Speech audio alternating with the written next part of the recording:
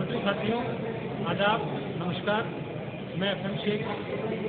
साथियों, इस बार जो लखनऊ में पोल्ट्री इंडिया एक्सपो का आयोजन हुआ है, उस एक्सपो में poultry farmer broiler welfare federation इसने भी अपना स्टॉल लगाया है। जैसा कि आप जानते हैं कि poultry farmer broiler welfare federation 2018 में गठित हुआ था और अपने गठित होने से लेकर पोल्ट्री किसानों और उद्योग व्यवसायियों, छोटे व्यवसायियों, मध्यम व्यवसायियों की आवाज़ को, उनकी समस्याओं के समाधान के लिए पिछले 2018 से प्रयासरत है। इस 5 साल 6 साल के पीरियड में फेडरेशन ने बहुत सारी समस्याओं पर काम किया है। जो काम है उससे आप बहुत सारे लोग अवगत हैं कि जैसे हमारे उद्योग में समस्या रही है कि जो नियमावली के तहत कॉन्ट्रैक्ट फार्मिंग नहीं हो रही है, इसमें भी फेडरेशन ने सरकार को अवगत कराया और 2022 में कॉन्ट्रैक्ट फार्मिंग नियमावली जारी हुई। बड़ी विडंबना है कि नियमावली तो जारी हुई है लेकिन उस नियमावली के तहत अभी काम नहीं हो रहा है। उसके अलावा उद्योग में आप देखेंगे आज से 5-6 साल 7 साल पहले हमारे उद्योग में कॉन्ट्रैक्ट फार्मिंग जब शुरू हुई थी, तब कॉन्ट्रैक्ट फार्मिंग और फार्मिंग के मध्य एक जंग छिड़ी। लेकिन हमारे उद्योग में यूनिटी नहीं होने की वजह से धीरे धीरे समय ऐसा रहा कि जो किसानों को बीज के मूल्य यानी कि चूजा और महंगा 2017-2018 में चूजे के मूल्य भी 50 रुपये, 52 रुपये, 55 रुपये तक पहुँचे। इससे फार्मिंग की कमर टूटी। फिर उसके बाद 2018 के अंदर केंद्र सरकार ने जो न्यूनतम समर्थन मूल्य फसलों का निर्धारित करती है, उस नियमावली के अंदर, उस कैलकुलेशन के अंदर सरकार ने बदलाव किया। तो 2018 से मक्का और सोयाबीन के दाम में एकदम जंप आया। वर्तमान समय में जो न्यूनतम समर्थन मूल्य मक्का का वो लगभग समर्थन मूल्य 2090 है और लगभग उसी तरह से 50% की वृद्धि मक्का में भी हुई और सोयाबीन में हुई। आज उद्योग की ये स्थिति है कि जो अपन मुर्गी दाना पोल्ट्री को उपलब्ध हो रहा है, उसमें जो मक्का है, सोयाबीन है, उसमें लगभग आपकी 50% वृद्धि होने से और इसी समय में इथेनॉल के उत्पादन में भी मक्का के उपयोग से मक्का हमारे उसमें शॉर्ट होने लगी। और अब ये भी जो फीड की महंगाई है वो लगभग पिछले 3-4-5 साल के अंदर फीड में लगभग 70% की महंगाई हुई। फीड के महंगा होने से, नियमावली के तहत कॉन्ट्रैक्ट फार्मिंग नहीं होने से, अनुचित दामों में चूजा उपलब्ध होने से किसान इस फार्मिंग में दबता रहा। आज ये पोजीशन है कि किसान अपनी फार्मिंग छोड़ के उसको कॉन्ट्रैक्ट फार्मिंग में वो कार्य कर रहा है। लेकिन हम ये देख रहे हैं कि आज के समय में भले वो कॉन्ट्रैक्ट फार्मिंग हो, भले वो लोकल इंटीग्रेटर हो, भले वो ओपन फार्मिंग, हर आदमी जो है वो परेशान है। परेशानी का कारण वही है कि हमारी लागत जो है वो बढ़ गई है। भाई हमारी लागत 70% बढ़ गई है, लेकिन हमारे जो प्रोडक्ट है, ये हमारा जो प्रोडक्ट है ब्रॉयलर है, इसके दाम बाजार के डिमांड और सप्लाई से निर्धारित होते हैं। इसके अलावा मार्केट के जो सेंटीमेंट है, क्योंकि आज के टाइम में इंटरनेट का ज़माना है, तो मार्केट के सेंटीमेंट डिमांड सप्लाई से आगे रहते हैं। तो ये इस तरह की कुछ समस्याएं हैं।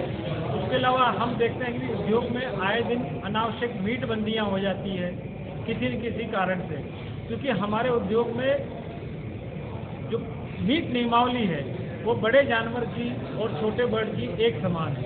तो एक समान मीट नियमावली होने की वजह से जो पोल्ट्री मीट के जो दुकानदार हैं उनके लाइसेंस नहीं बन पाते हैं। लाइसेंस नहीं है, उसकी वजह से क्या है कि सरकार जब कोई भी कहती है कि लाइसेंस वाली दुकानें खुलेगी और बगैर लाइसेंस की दुकानें अवैध है वो बंद की जाएगी, इसमें हमारी उद्योग को समस्या आती है। जब इस तरह से कोई सरकार के आदेश होते हैं तो उसमें हमारा जो स्टॉक है वो फंस जाता है और बाजार में पैनिक आती है। इन समस्याओं के ऊपर फेडरेशन पिछले समय से निरंतर अपना कार्य कर रही है। अब आगे आज के समय में उद्योग में जो पोजीशन है कि जो फार्मिंग है और कॉन्ट्रैक्ट फार्मिंग है, लोकल फार्मर का भी सर्वाइवल नहीं हो रहा है, लोकल इंटीग्रेटर का भी सर्वाइवल नहीं हो रहा है, क्योंकि जो दाम है इस साल अगर उपज के दाम देखें तो साल के 11 महीने में जो प्रोडक्शन है उसको लगभग 7 महीने जो है वो उसको लागत के दाम नहीं मिल पाए। तो आगे ये लागत के दाम कैसे मिलेंगे, क्या नियमावली और किस तरीके से अपनाए जाएंगे, उसमें हमने अपने ओर से इस एक्सपो के अंदर अपने आप को प्रेजेंट करने का और अपने आप को बताने की कोशिश किया है कि आगे जो समस्याएं हैं उनको भी आइडेंटिफाई किया है। क्योंकि 5 साल 6 साल पहले जो समस्या थी वो अलग थी, समय के साथ में समस्याओं में बदलाव हुआ। वर्तमान समय में क्या समस्याएं हैं, तो पोल्ट्री उद्योग के सामने क्या समस्या है, ओपन फार्मर के सामने क्या समस्या है, लोकल इंटीग्रेटर के सामने क्या समस्या है, और जो कॉन्ट्रैक्ट फार्मर है उनके साथ में क्या समस्या है और क्या चुनौतियाँ हैं, इनको भी हमने लिस्ट आउट किया है। और इन सब समस्याओं में हमने अपनी ओर से जो भी फेडरेशन ने पिछले 5-6 सालों में सरकार के साथ में, विभाग के साथ में, किसी साइंटिस्ट के साथ में, एक्सपर्ट के साथ में जो भी फेडरेशन ने प्रयास किया है, उन प्रयासों के माध्यम से और आगे आज के समय में जो समस्याएं बरकरार हैं, इन बरकरार समस्याओं का आगे कैसे समाधान हो सकता है, उसके लिए भी एक रोड मैप इस एक्सपो में देने की कोशिश की है। इस एक्सपो में कई तरह के लोग आए और इस एक्सपो को सफल बनाने में बहुत सारे किसानों का, बहुत सारे कंपनीज का, बहुत सारे डेलीगेट्स का, वैज्ञानिकों का, जो आगंतुक यहाँ पर सिर्फ भारत देश से ही नहीं, इस एक्सपो में विदेश से भी यहाँ पर लोग आए और उन्होंने यहाँ पर आके अपनी टेक्नोलॉजी को किस तरह से आगे काम हो, हर आदमी ने अपने प्रोडक्ट के बारे में लोगों को अवगत कराया है ताकि उत्तर प्रदेश की पोल्ट्री में भी अधिक से अधिक विकास हो सके, लोग तरक्की के मार्ग पर आगे जा सके। इस एक्सपो के माध्यम से ये बताने का प्रयास किया गया है। और मैं इस और अवगत कराना चाहूँगा कि इस प्लेटफॉर्म के माध्यम से ये भी हमने लोगों से निवेदन किया और अवगत कराने की कोशिश की है कि इस पोल्ट्री फार्मर वेलफेयर फेडरेशन को 12 लोगों ने अलग अलग राज्यों ने गठित किया, समस्याओं के ऊपर काम किया, लेकिन सीमित लोग किसी जंग को शुरू तो कर सकते हैं लेकिन उसके मिशन तक, अंतिम मिशन तक नहीं पहुंचा सकते। तो इस एक्सपो के माध्यम से अभी हमने फेडरेशन की लोग सदस्यता लें, इससे जुड़े, क्योंकि अभी हमें इस एक्सपो में कई लोग मिले, उनका ये कहना था कि हाँ सर हम तो आपकी चीज़ों को देखते हैं, एप्रिशिएट भी उन्होंने किया, हम तो आपसे जुड़े हैं। वो कैसे जुड़े हैं कि किसी व्हाट्सएप ग्रुप में जुड़े हैं, ठीक है, ग्रुप में जुड़े हैं। वो ग्रुप में जुड़ने को अपने आप को जुड़ना कहते हैं। तो मैंने उनको बताने का प्रयास किया है, इस एक्सपो के माध्यम से भी हमने ये कोशिश की है कि देखिए संगठन की जो मजबूती है वो मजबूती आप अपने घर बैठे रहे उससे मजबूती नहीं आएगी, क्योंकि 4-5 सालों में काम करने से हर आदमी की अपनी हिम्मत है। जो 4-5 लोग काम करते हैं उनकी भी हिम्मत टूटती हुई जा रही है। तो हमने एक अंतिम प्रयास करने की कोशिश की है कि ये एक मौका है, इसमें हम पोल्ट्री फेडरेशन ने क्या किया है, क्या करने वाली है, उसके आगे क्या रोड मैप है, ये बताने की हमने कोशिश की है। और इसके साथ ही हमने यहाँ पर हम इसकी सदस्यता लोग लें, पंजीकृत इसके सदस्य बने, उसके लिए हमने जो पुरानी हमारी सदस्यता नियमावली थी उसके अंदर भी हमने बदलाव किया है। जो नई नियमावली हमने जारी की है उसमें 2 तरह की सदस्यता है, एक सदस्यता किसी भी शख्स के अपने नाम पर और दूसरी सदस्यता होती है कि उसकी जो फर्म है या कोई कंपनी है उसके नाम पर। तो फर्म की सदस्यता हमने रखी है सालाना 5200 रुपया और जो निजी नाम पर सदस्यता है वो रखा है हमने 1400 रुपया सालाना। ये सदस्यता लेने से एसोसिएशन को, फेडरेशन को ताकत भी मिलेगी और बगैर ताकत के, बगैर सहयोग के आगे की जंग बहुत मुश्किल है। अब ये आपके उस पर निर्भर करता है कि ये फेडरेशन आपकी आवाज़ को आगे बना के रखे, जो इसने मोमेंटम बनाया है इस मोमेंटम को ये बरकरार रखे। उसके लिए बहुत ज़रूरी है कि आप इसकी सदस्यता लें और इसके मिशन को कामयाब करने में हमारा सहयोग करें। मैं रिक्वेस्ट भी करूंगा कैमरामैन से कि जो पीछे हमारी तस्वीरें लगी हुई है उनको भी दिखाने की कोशिश करें कि जिससे कि क्या क्या रोड मैप हमारा है वो दिखे।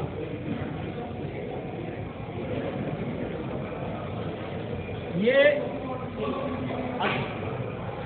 अभी वर्तमान समय में ये उद्योग की पोल्ट्री फार्मिंग की खास तौर से ब्रॉयलर की ये चुनौतियां हैं कि अभी क्या क्या चुनौतियां हमारे सामने हैं। तो अभी हम चुनौतियां सारी तो यहाँ नहीं लिख सकते, लेकिन हमने अपनी ओर से कोशिश की है कि कॉमन जो चुनौतियां हैं उसको हमने नोट डाउन किया है। इसके अलावा हमने और भी चुनौतियां हैं। ओपन फार्मर की चुनौती क्या है, लोकल इंटीग्रेटर है, लोकल प्लेयर है, उसकी क्या चुनौतियां हैं, जो कॉन्ट्रैक्ट फार्मिंग कर रहे हैं किसान हैं उनकी क्या चुनौतियां हैं। तो इस तरह से हमने चुनौतियों को नोट डाउन किया है और यहाँ पर प्रेजेंट करने की कोशिश की है। इसके इन चुनौतियों का हम सामना कैसे कर सकते हैं, ये हमने रोड मैप भी देने की कोशिश की है। इन चुनौतियों का हम निम्न प्रकार से हम वो कर सकते हैं। तो इसमें आप देखेंगे कि पोस्टर में तो हमें 3 पॉइंट दिख रहे हैं। इसके अलावा भी और है जो हमने कल अपनी स्पीच में बताने का प्रयास किया है। Poultry farmer rural welfare federation ने पिछले 5 सालों में पोल्ट्री उद्योग के लिए किस किस तरह से प्रयास किए हैं, सारे प्रयासों को नोट डाउन नहीं किया जाता, लेकिन फिर भी हमने कुछ प्रमुख चीजों पर बताने की कोशिश किया है कि कोरोना फेज के अंदर किस तरह से पोल्ट्री फेडरेशन ने पोल्ट्री प्रोडक्ट है, पोल्ट्री एक्टिविटीज़ है, उनको आवश्यक सामग्री में लाना, चिकन अंडा को आवश्यक प्रोडक्ट घोषित करवाना और इसकी एक्टिविटी को आवश्यक एक्टिविटी में शामिल करना, इम्यूनिटी के प्रोडक्ट बनाने में सरकार के सहयोग के माध्यम से इसका डिक्लेरेशन, इसमें पोल्ट्री फेडरेशन ने एक बहुत बड़ा काम किया। जब लॉकडाउन से पहले जब अफवाह फैली थी कि चिकन और अंडा खाने से कोरोना होता है, उस फेज में जब पूरी इंडस्ट्री में रेडी बर्ड के भाव 10 रुपये से नीचे आ गए थे, कोई मुर्गा खाने के लिए, क्योंकि जब उपभोक्ता खाना ही नहीं चाहता है तो दुकानदार किसको बेचेगा। उस फेज के अंदर उस उद्योग में वापस जो रुका हुआ पहिया है वो चले, उसके लिए हमने कोशिश किया। लेकिन जब हमने कोशिश किया और सरकार से जब तक हमने मान्यता प्राप्त किया, 25 मार्च को 2020 को लॉकडाउन लग गया। फिर हमारी जो मान्यता हमको मिली तो लॉकडाउन में हमें काफ़ी मुश्किलों का सामना किया कि हमारे पास में मान्यता है, आवश्यक सामग्री का तमगा है, लेकिन हमारा प्रोडक्ट आगे जिसके पास जाना है वहाँ जा नहीं सकता है। ये भी हमने पूरी ओर से कोशिश किया। फेडरेशन ने अपनी ओर से दिन रात लगभग 24 घंटे में 18 से 20 घंटे काम करके वापस एक जो रुका हुआ सिस्टम था उसको वापस पटरी पे लाने के लिए काम किया। जब चीजें रोड पर आने लगी तो अपने आप वो रोटेशन बढ़ता गया। जैसे मैंने आपको बताया, कॉर्पोरेट फार्मिंग नियमावली को एक पारदर्शी नियमावली बनाने के लिए फेडरेशन ने एक लंबी लड़ाई सरकार के साथ लड़ी। सरकार के साथ में क्योंकि जो लड़ाई है, हमारा काम पहले सरकार के पास में कोई सरकार के बीच में और पोल्ट्री की जो जमीनी हकीकत के बीच में बहुत बड़ी खाई था। सरकार किसानों के बारे में कुछ अलग समझती थी और वास्तविकता कुछ अलग थी। तो ये फेडरेशन ने रखने का प्रयास किया। आप जैसा जानते हैं कि हमारे देश में पोल्ट्री के जो दुकानदार हैं उनके लाइसेंस नहीं बनते हैं। फेडरेशन ने उसके मामले में स्टडी किया, उसकी गहनता को जांचने के बाद में ये समझ में आया कि लाइसेंस इसलिए नहीं बनते हैं तो खाद्य सुरक्षा की जो नियमावली है 2011, वो नियमावली बड़े जानवर के अनुसार तो उसके नियमावली को पढ़ के उसके अंदर पोल्ट्री के लिए क्या क्या अव्यवहारिकता है ये सरकार को अवगत कराने की कोशिश किया। अब ये भी अभी वर्तमान में जो पोजीशन है, जो नियमावली है उसके अंदर खाद्य सुरक्षा विभाग बदलाव करने जो हमने सुझाव दिया है, जैसे हमने 10 पॉइंटों को सुझाव किया कि यहाँ पर अव्यवहारिकता है, उनको विभाग ने माना है और एक नई नियमावली उन्होंने बनाई है और वो नियमावली अभी अप्रूवल के लिए माननीय स्वास्थ्य मंत्री के पास भी। हमारे देश में बर्ड फ्लू के चलते, बर्ड फ्लू नाम से एकदम खाने के लिए लोग छोड़ देते हैं, इंडस्ट्री पैनिक आ जाती है। बर्ड फ्लू के केस में कि इसका सरलीकरण किया कि भी कैसे पैनिक कम हो, कि नियमावली विश्व पशु स्वास्थ्य संगठन की नियमावली पहले भी थी, लेकिन वो लोगों को जानकारी नहीं थी। तो उसमें क्या है कि जो विभाग है वो विभाग को भी जानकारी नहीं थी, उसका सरलीकरण किया। और आज ये है कि बर्ड फ्लू कहीं पर भी हमारे देश में कहीं पर भी, क्योंकि एक आज साल में कई बार कई जगहों से हम उसकी खबर देखते हैं, लेकिन अब पैनिकता नहीं होती है। उसके पीछे कारण ये है कि अब स्पष्ट नियमावली है कि अगर कहीं पर भी बर्ड फ्लू है तो सिर्फ 1 किलोमीटर के दायरे के अंदर उस बर्ड को कल किया जाता है और 9 किलोमीटर के दायरे के बर्ड का मूवमेंट को रेस्ट्रिक्ट किया जाता है। उसके अलावा जो जोन रहता है 1 किलोमीटर प्लस 2 किलोमीटर यानी कि 10 किलोमीटर के अलावा एरिया बिल्कुल व्यापार सुगम तरीके से होता है, किसी तरह की कोई परेशानी नहीं होती है। हमने जब सोयाबीन की हमारे यहाँ क्राइसिस हुई, उस क्राइसिस के अंदर बहुत सारे और भी अन्य पोल्ट्री के जो बड़े संगठन हैं उन्होंने प्रयास किए। जमीनी स्तर पर सरकार को अवगत कराने में हमने भी अन्य संगठनों का पूरा साथ देके सोया आयात के अंदर और वायदा कारोबार से निकालने में एक बड़ी भूमिका पोल्ट्री फेडरेशन ने निभाई। सरकार की नजरों में एक और बात, जमीनी स्थिति में बड़ा फर्क है। तो वास्तविक समस्याओं को सरकार तक पहुंचाने में पोल्ट्री फेडरेशन ने एक बड़ा रोल निभाया है। सरकार आजकल हम देखते हैं कि मीट बंदी एक तरह से फैशन है। ये फैशन 2017 से शुरू हुआ। अब ये फैशन कभी राजस्थान में, कभी गुजरात में, मध्य प्रदेश में आप देखते हैं कभी किसी वक्त आए दिन जो अनावश्यक मीट बंदियाँ जो होने लगी, इन मीट पोल्ट्री फेडरेशन ये संस्था रही है जिसने इस उद्योग की आवाज़ को प्रखर तरीके से, जोरदार तरीके से उठाया। और आज भी अगर कोई समस्या आती तो वहाँ फेडरेशन खड़ी है। तो इस तरह के जो प्रयास है वो फेडरेशन ने किए हैं। तो आप एक बार मेरा फिर सभी से निवेदन है कि ये संगठन किसानों का, छोटे व्यवसायियों का, मध्यम व्यवसायों का संगठन है। इस संगठन को जिंदा रखने के लिए और ये संगठन सभी की समस्याओं को जल्द से जल्द निवारण हो सके, उसके लिए इस संगठन का ताकतवर होना जरूरी है। आप इस वाट्सएप ग्रुप में आप सदस्य हैं, आप जुड़े हैं, इससे संगठन ताकतवर होता है उसकी भुजाओं के बल से। आज 3-4 लोग काम करते हैं तो 3-4 लोग काम करके भी दिखना है, लेकिन जब असंख्य भुजाएं होगी और उन भुजाओं में ताकत होगी तभी ये संगठन बनेगा। तो आप सभी से निवेदन है और इस संगठन को मजबूत बनाओ। निजी नाम पर 1400 रुपये और फर्ज के नाम पर 52 रुपये। एक बार मैं पुनः आप सभी का धन्यवाद करता हूँ और आप सभी से आग्रह करता हूँ कि आप इस संगठन को मजबूत बनाने में सहयोग करें, क्योंकि जब कुछ लोग काम करते हैं तो उनकी भी अपनी एक क्षमता है, काम करने वाले लोगों की भी हिम्मत नहीं चाहिए। तो आपसे निवेदन है कि उस हिम्मत को बनाए रखने के लिए आप भी तन मन धन से poultry farmer broiler welfare federation का सहयोग करें। धन्यवाद।